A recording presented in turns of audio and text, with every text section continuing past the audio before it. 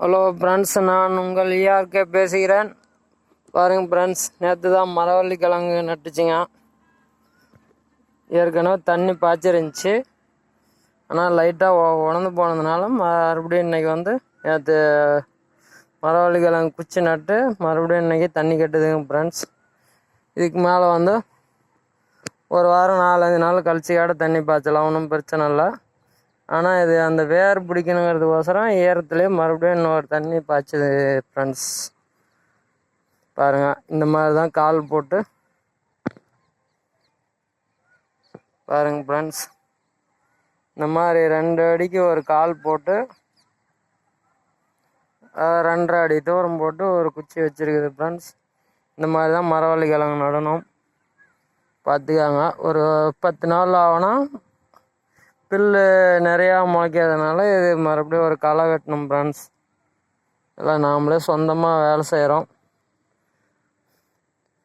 இதெல்லாம் லேபர் வச்சுலாம் வேலை செஞ்சால் இது நஷ்டத்துக்குள்ளே போயிடும் ஃப்ரெண்ட்ஸ். அதனால் இது சொந்த வேலைக்கு தான் இது யூஸ் ஆகும். விவசாயம் கூலி கொடுத்து வேலை செஞ்சால் கூலி ஆளுக்கு கூட வராது ஃப்ரெண்ட்ஸ்.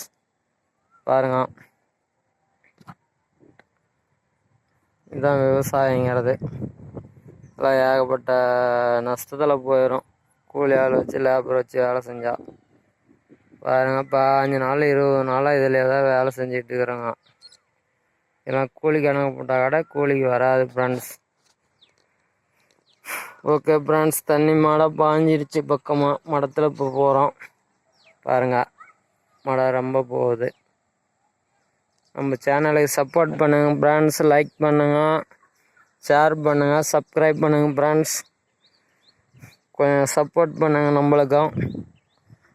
இதுவரையிலும் சப்போர்ட் பண்ணவங்களுக்கு ரொம்ப நன்றி. மீண்டும் மீண்டும் நம்ம சேனல் வளர்கிறதுக்கு நீங்கள் தான் சப்போர்ட் பண்ணணும் ஃப்ரெண்ட்ஸ். சப்போர்ட் பண்ணுங்கள்.